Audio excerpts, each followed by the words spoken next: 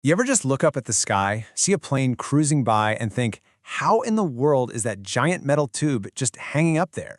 I mean, it feels like it should just fall, right? But it's not magic. It's all about some incredibly cool, super elegant physics. So let's get into it and figure out how wings really work. Okay, so check this out. What you're looking at is a Piper Cherokee, a really common plane people learn to fly in.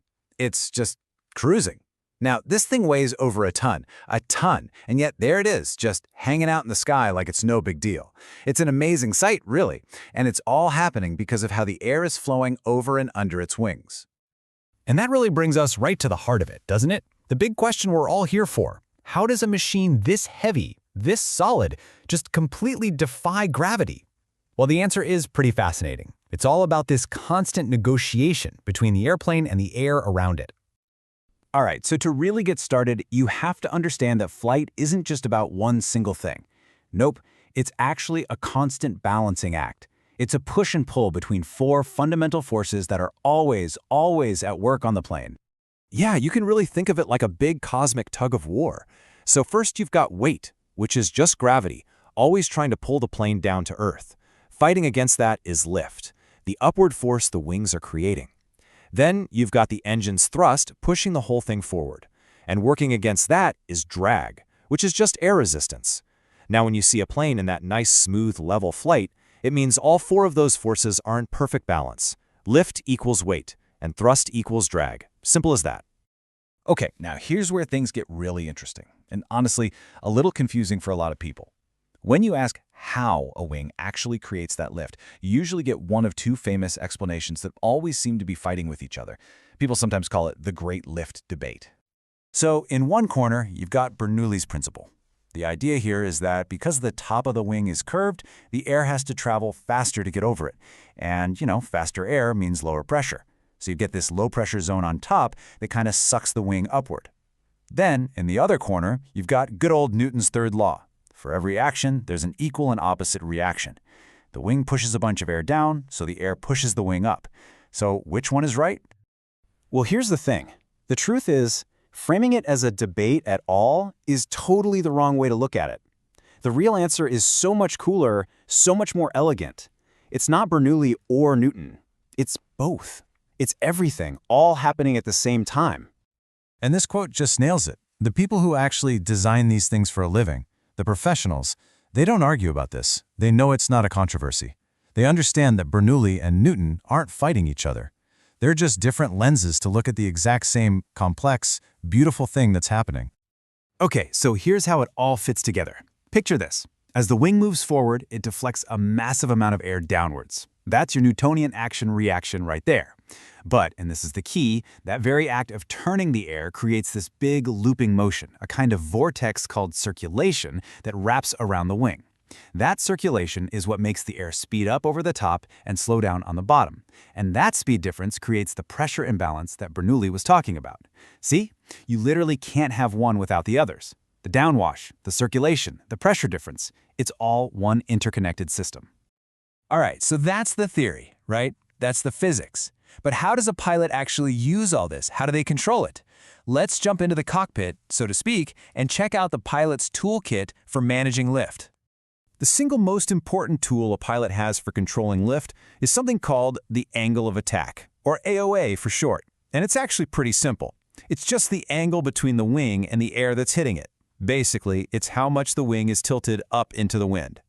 So, when a pilot pulls back on the yoke, they're increasing that angle. A higher angle of attack makes the air bend more sharply over the wing, which, you guessed it, creates more of that circulation, a bigger pressure difference, and boom, more lift. It's how a plane climbs or how it can fly slower without falling out of the sky. But, and this is a huge but, there's a limit. You can't just keep pulling back and getting more and more lift forever. So what happens if you get a little too greedy, a little too aggressive, and you pull back just a bit too far? That's when you get what's called an aerodynamic stall. And let's clear this up right now because it's a huge misconception. A stall has nothing to do with the engine. The engine can be running at full power. A stall is when the wing itself gives up. The angle is just too high and the air can't stick to the top surface anymore. It separates, becomes chaotic and turbulent, that low-pressure area collapses, and you get a sudden, dramatic loss of lift.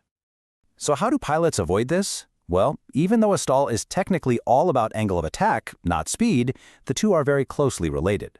Think about it. To fly slowly, you have to pull back to get a high angle of attack, just to create enough lift to stay level. So in day-to-day flying, stalls almost always happen at low speeds. That's why pilots are constantly watching their airspeed indicator. It's their primary clue that they might be getting into that danger zone. But pilots have another awesome trick up their sleeve for slow flight, and that's flaps. When you see those panels extending from the back of the wing during takeoff or landing, that's what's happening. They are literally changing the shape of the wing on the fly. This makes the wing way more curved, it increases its camber, and a more curved wing is a lift-generating machine even at really slow speeds. Now there's a trade-off, you get a lot more drag, but that's actually perfect when you're trying to make a nice, slow, stable landing. Okay, so lift definitely gets all the attention. It's the star of the show. But it's not the only invisible force that pilots are constantly dealing with.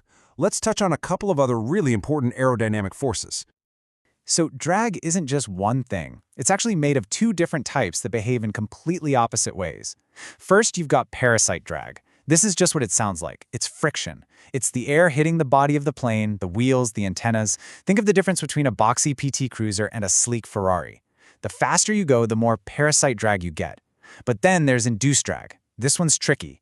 It's the price you pay for creating lift. And here's the weird part. It's highest when you're flying slow and have a high angle of attack, and it actually decreases as you speed up. So why should you care about these two opposing forces? Because there is a magical sweet spot. There's one specific speed where the parasite drag, which is going up, and the induced drag, which is going down, cross paths. That point is where total drag is at its absolute minimum, and this is a life-saving number for a pilot. It's called the best glide speed. If the engine quits, the first thing a pilot does is pitch the plane for that speed. It means they'll be able to glide the farthest distance possible, giving them the best chance to find a safe place to land. And there are other weird invisible forces out there too. For instance, as a plane gets super close to the runway for landing, it enters something called ground effect. Basically, the ground itself messes with the airflow under the wings, reducing drag and making the plane want to just float and float and float. Pilots have to manage that to get the plane down. And then there's wake turbulence. These are literally invisible tornadoes of air that spin off the wingtips of big airplanes. They can hang in the air for minutes, and they are absolutely powerful enough to flip a smaller plane that accidentally flies into them. It's serious stuff.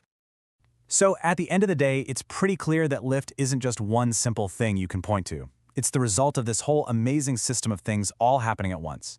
Flight is just a constant, dynamic negotiation between the airplane and the air it's flying through. It's pretty incredible when you think about it. And that negotiation works beautifully, at least at the speeds we normally fly at. But what happens when you push things to the absolute limit? What happens when the plane tries to break the sound barrier and the very air itself starts to behave differently? Well, that's a whole other can of worms and maybe a story for another explainer.